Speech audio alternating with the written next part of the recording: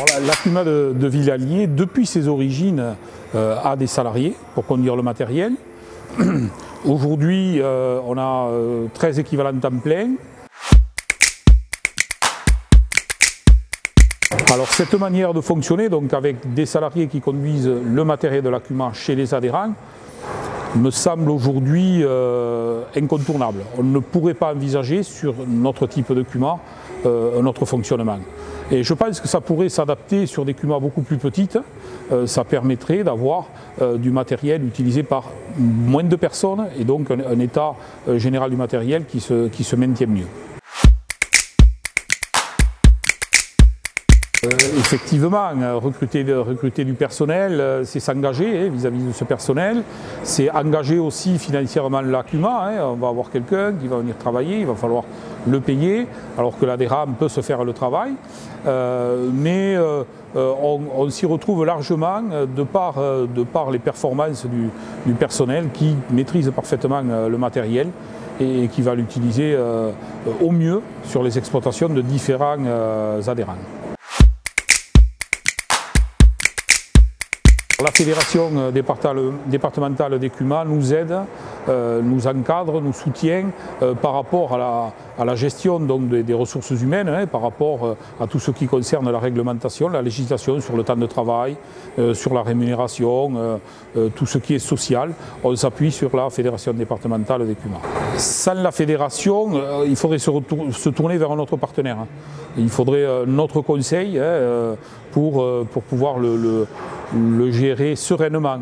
On serait inquiet si on le gérait tout seul.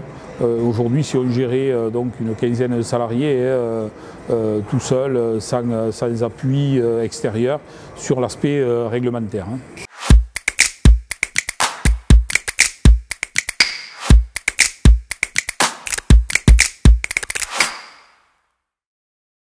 Nous avons investi depuis un certain nombre d'années déjà le domaine de l'accompagnement de l'emploi à destination de nos CUMA.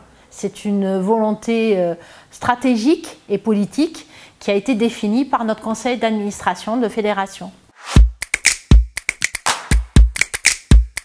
Nous accompagnons les groupes en amont de la constitution du premier emploi, c'est-à-dire nous nous mettons dans un mode de gestion de projet, d'accompagnement sur l'émergence de projets collectifs et ensuite la réalisation de l'emploi et l'accompagnement de l'emploi.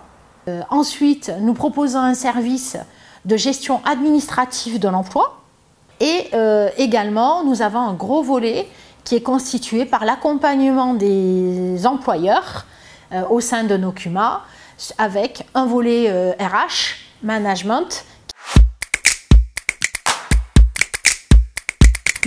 Nous détectons les besoins d'emploi de manière assez importante depuis quelques années par l'intermédiaire des dîners stratégiques que nous faisons dans nos CUMA, puisque nous avons réalisé un nombre assez important de dîners stratégiques au sein de nos groupes. Ça nous a permis de pouvoir identifier des nouveaux besoins et notamment de pouvoir identifier qu'un certain nombre de groupes se posaient les questions de transformation de leurs activités, de leurs pratiques et se poser la question de l'emploi partagé ou de l'emploi en CUMA.